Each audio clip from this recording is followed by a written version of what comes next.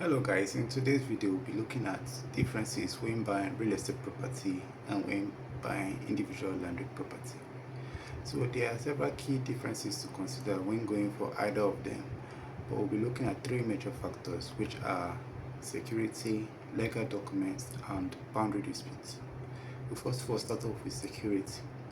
We are highlighting 2 points to consider when going for landed estate property. So the first point we are going to be dealing with is the gated community. Typically, landed estate property offers better security as it is often a gated community with controlled access points, security personnel, etc. So in an estate, the whole area is usually fenced and it has a main gate. People coming in and out of the estate are being checked by the security guard. Sometimes there are CCTV cameras and visitors register book. So imagine when you go to a commercial bank, let's say Central Bank for example, before entering into the gates, there's a security guard that will stop you and ask you of your name and the person you want to see. Then give you a tag alongside with a register book for you to put down your name and some other information. Then once you're done with the visit, you come back, you submit the tag, then sign out before leaving. That's how it works in an estate property. Before entering into the estate, you just have to follow these same procedures. So the next point we are going to be dealing with is cost of maintenance. So cost of maintenance is shared among homeowners, making it affordable and sustainable. So instead of one person paying for security, all homeowners come together and pay a certain amount.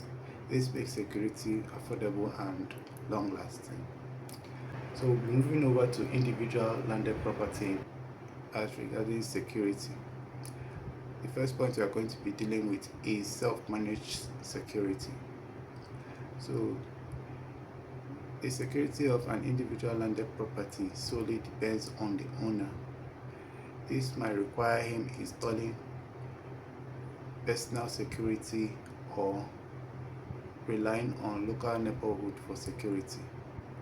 So if you own a single house outside an estate, it is entirely your responsibility to hire security guard, install CCTV or depend on neighborhood for security. I'll use Mr. Obi for example. He stays in a quiet street outside an estate. Now, if he forgets to lock his gate or he doesn't have any security guard, he must always bear in mind that there are no external gates or security guards to protect his property. So he must always be on the alert because the security of his property entirely depends on him. So the next point we are going to be dealing with is high costs. So since security measures are not shared, it will be more expensive for an individual homeowner. For example, Mrs. Kemi, she wants to hire a security guard and realizes she'll be paying full salary alone, but in an estate she will just pay a certain amount of fee. This makes security more expensive for her as an individual homeowner. So we'll be going over to legal documents. So in legal documents, we'll be highlighting two factors to consider when going for landed estate property and individual landed property. So first of all, start off with landed estate property. The first point we are going to be dealing with is the HOA rules, the Homeowners Association rules. So there is usually a specific covenant, condition and restriction that homeowners must follow, which is governed by the Homeowners Association. These include property modification, landscaping, and noise level. So most estates have rules that everyone must follow. These include how houses can be modified, noise levels, and how property should look like.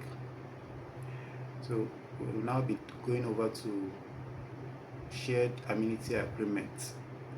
So if the estate have shared amenities such as swimming pool, parks, gyms, there will be a legal document detailing the use, maintenance and fees associated with these amenities.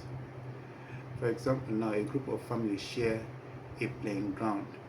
If they decide to clean it, fix broken swing, and share costs, this agreement helps to prevent arguments and keeps playing ground free and usable for everyone. So we'll be going over to individual landed property in terms of legal documents. The first point to be dealing with is no HOA restriction, as there are no homeowners restriction associated with legal documents as associated with individual landed property. So there is usually no restrictive covenant giving the owner freedom over what to do with his property. So in individual property, there are no estate rules. This allows the owner, or this gives the owner freedom over what to do with his property. Like he can decide to paint, build and modify his house as long as he doesn't violate government laws. For example, right now Mr. John, he owns a property. Today he decides to paint his house blue. Then next time he decides to put a shop in front of his property. There are no HOA stopping him. He makes all the decisions by himself. So we'll be going over to deed of assignment. So here, deed of assignment is a legal document that shows transfer of ownership of land from the seller to the buyer. So in a nutshell, I'll just say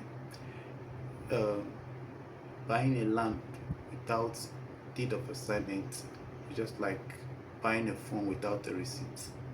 Deed of assignment is an evidence to show that this land actually belongs to you. So we'll be going over to boundary disputes. We'll be dealing on landed estate property and individual landed property in terms of boundary disputes. So first of all, start off with landed estate property in terms of boundary disputes. So boundary disputes are less common in planned developed estates because the boundaries are clearly defined by developers. So the developmental plan, surveys and layout are being carried out by relevant authorities, reducing the likelihood of boundary disputes. So boundary disputes are rare, especially once the area are being mapped out by developers. Both the survey and layout are being carried out by government authorities. This reduces boundary disputes in landed estate property. So we'll be going over to individual landed property in terms of boundary disputes.